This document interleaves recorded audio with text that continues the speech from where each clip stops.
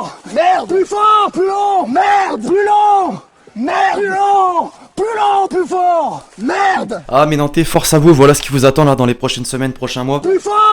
L'équipe, j'espère que vous allez bien. Aujourd'hui, nouvel épisode de la série Mercato, ça fait plaisir. Voilà, le deuxième de l'année. De l'année non, version Mercato hivernal plus particulièrement. Alors vous le savez, je l'ai dit dans le premier épisode de la série, justement, le Mercato hivernal ne commencera que à partir du 1er janvier. Pourtant, et étonnamment, j'ai envie de dire, il se passe déjà plein de choses. On l'a vu notamment en France en début de semaine, je vais pas en dire plus, même si vous en savez déjà un petit peu. On va voir tout ça dans cette vidéo, l'équipe. Juste avant, je vais vous demander tout simplement de lâcher le petit pouce bleu, qui est toujours très important, encore plus quand on est sur une série, que ce soit Actu Foot, Mercato, voilà, c'est la même chose. Je compte vraiment sur vous pour être présent et je vous remercie d'ailleurs, vous étiez nombreux pour le retour de la série, alors voilà, continuez, pétez-moi ça comme il faut.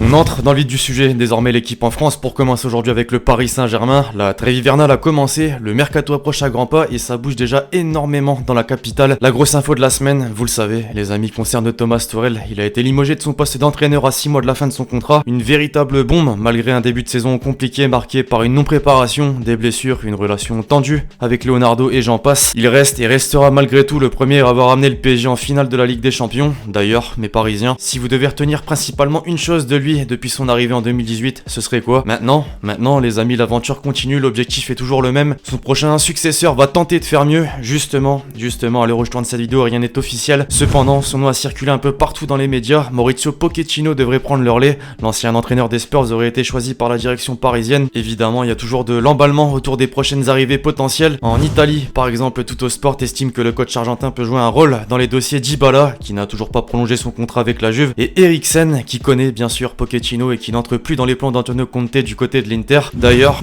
on parle d'un échange du Danois avec Paredes dans différentes unes de quotidiens sportifs italiens comme le Corriere dello Sport. Dybala, Eriksen au PSG, mes Parisiens, vous en dites quoi? Bien sûr, c'est pas tout. La probable nomination de Pochettino fait grand bruit. Le nom de Messi est de nouveau cité en lien direct. On se demande par exemple dans les colonnes du Parisien si le futur coach du PSG va jouer un rôle dans le dossier du sextuple Ballon d'Or. En Espagne, d'ailleurs, ça va même plus loin. Le Mundo Deportivo interprète cette information et titre carrément Pochettino veut Messi au PSG. Voilà, il y a donc une certaine attente vis-à-vis du mercato, mais il faut pas oublier les prolongations de contrats de quelques joueurs à Paris, Neymar par exemple, et justement, l'info est sortie aujourd'hui même, selon le journal numérique espagnol El Confidencial, le Ney a d'ores et déjà prolongé son contrat jusqu'en 2025, le Brésilien aurait trouvé un accord avec les dirigeants du PSG, mais aucun détail en revanche n'a été donné, une bonne nouvelle donc, mes Parisiens. Outre-Manche, à présent, après avoir grandement contribué au maintien d'Aston Villa la saison dernière, Jack Grealish continue d'impressionner en Première Ligue, à tel point, les amis, que les cadors du championnat l'ont désormais en ligne de mire. Manchester United avait déjà tenté le coup l'été dernier, vous vous rappelez, un peu avant la clôture du marché des transferts.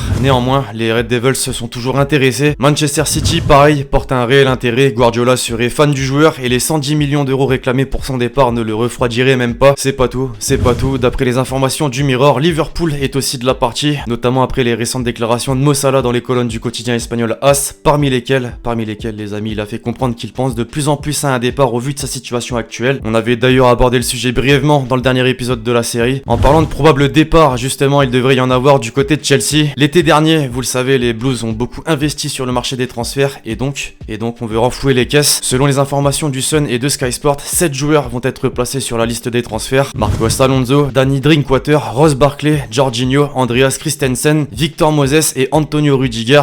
Tous ou presque jouent peu, voire pas du tout, et d'autres sont prêtés. Les dirigeants espèrent que leurs clubs lèveront les options d'achat pour alléger les finances et aussi, en vue du prochain mercato estival. Lampard, d'ailleurs, les amis, a déjà ciblé Erling Haaland. Et oui, Erling Haaland. Selon la presse britannique, il serait même devenu une priorité après les débuts moyens de Timo Werner. Un dossier, par contre, qui reste évidemment compliqué étant donné la concurrence. Le Real, par exemple, avait déjà montré un intérêt. Affaire à suivre donc. Chez le voisin londonien Arsenal, c'est la crise ces dernières semaines. Certes, hier, les Gunners ont mis fin à une longue série noire en battant de Chelsea justement, mais pour un club de ce standing, le bilan est très insuffisant. Il faut plus qu'une place dans la deuxième partie de tableau au classement. Mikel Arteta est sur la sellette, il n'a plus le droit à l'erreur. Une situation, on imagine tous, qui doit faire rire un certain Mesut Özil. Vous le savez aussi, le milieu de terrain allemand n'a plus fait d'apparition sur les terrains depuis le mois de mars. Il a refusé de prolonger et l'arrivée du nouveau coach n'a absolument rien changé. 400 000 € par semaine sur le banc. Ce braquage monumental. Plus sérieusement, Özil arrive en fin de contrat dans 6 mois et peut s'engager où il le souhaite pour la saison prochaine à partir du 1er janvier. Ça tombe bien, il a a déjà reçu des propositions, mais mieux que ça, à en croire les informations du média allemand Bild, un accord aurait été trouvé avec le Fenerbahçe. Le président du club turc lui aurait proposé un juteux contrat assorti d'un salaire annuel de 8 millions d'euros, moins que ce qu'il perçoit actuellement donc, mais une offre intéressante étant donné sa situation actuelle. D'ailleurs, les amis, on parle du Fenerbahçe, d'après les informations de Photomatch, Rezé Rodriguez, oui, Rezé Rodriguez qui est libre de tout contrat devrait lui aussi prendre la direction de la Turquie. Pourquoi pas, finalement. Puis c'est officiel, la rumeur faisait déjà beaucoup parler dans les médias, sur les réseaux sociaux, un peu partout en fait ces dernières semaines. Raymond Domenech sera bel et bien le nouvel entraîneur du FC Nantes. Il remplace Christian Gourcuff, licencié, on s'en souvient au début du mois de décembre. Un vrai pari finalement de la direction. L'objectif étant le maintien. L'ancien sélectionneur des Bleus qui n'avait plus entraîné, je le rappelle, depuis 2010, a donc un beau challenge devant lui. Mais Marseillais, son nom vous rappelle certainement un petit truc. Lors du mercato estival, l'OM avait tenté de le faire venir. Joachim Mill ne débarquera finalement pas en Ligue 1, non, puisqu'il s'est engagé avec l'Atalanta. Le deal est bouclé. Le montant du transfert est estimé à 10 millions d'euros. Enfin, 2 ans après son arrivée à l'Eintracht Francfort en provenance du Sporting CP pour 7 millions d'euros, Dost a fait le choix de plier bagage du côté de la Belgique et plus particulièrement avec le club Bruges, actuel leader du championnat belge. Montant du transfert cette fois-ci estimé aux alentours des 4 millions d'euros. Bref, voilà l'équipe, c'est tout pour l'épisode Mercato du jour. J'espère vraiment que vous l'avez kiffé. Je compte sur vous, c'est le cap, pour lâcher le gros pouce bleu, c'est très important. Dites-moi dans les commentaires vos différents avis sur toutes les rumeurs et les officialisations qu'on a pu citer dans cette vidéo. Puis d'ici là, on se retrouve très vite pour une nouvelle vidéo. Encore une fois, c'était Lextier. Ciao ciao.